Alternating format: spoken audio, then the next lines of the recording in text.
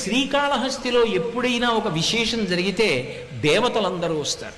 నేను మీతో ఒక మాట చెప్పాలి అంటే, ఎక్కడైనా గిరి ప్రదక్షిణం చేశారనుకోండి, గిరి ప్రదక్షిణం చేస్తే దాన్ని గిరి ప్రదక్షిణ క్షేత్రం అని పిలుస్తారు. ఎందుకంటే కొండ స్థూల శివుడు అని గుర్తు.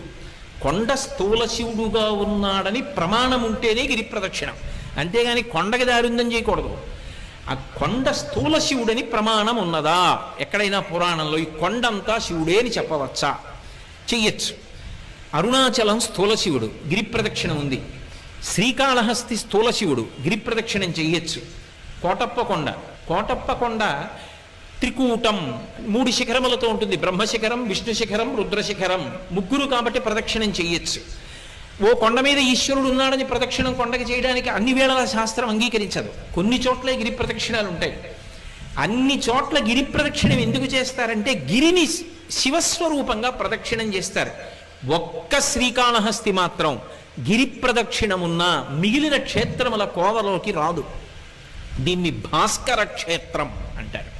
ఎందుకు భాస్కర క్షేత్రం అంటారో తెలుసా?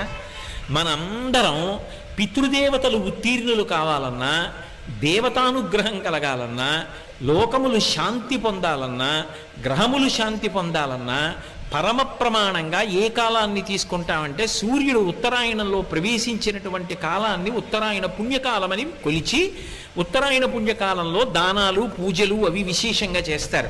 ఒక్క శ్రీకాళహస్తి క్షేత్రానికి ఉన్న గొప్పతనం ఏమిటంటే, ఉత్తరాయణంలో ప్రవేశించగానే అందరూ తనని పూజ చేస్తే, సూర్యుడు మాత్రం దేవతా సమూహం అంతటితో కలిసి శ్రీకాళహస్తి కొండకి ప్రదక్షిణం చేస్తాడు.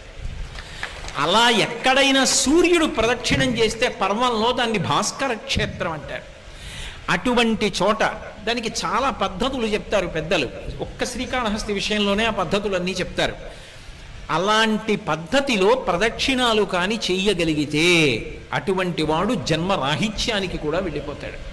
అంత గొప్ప క్షేత్రం శ్రీకాళహస్తి క్షేత్రం.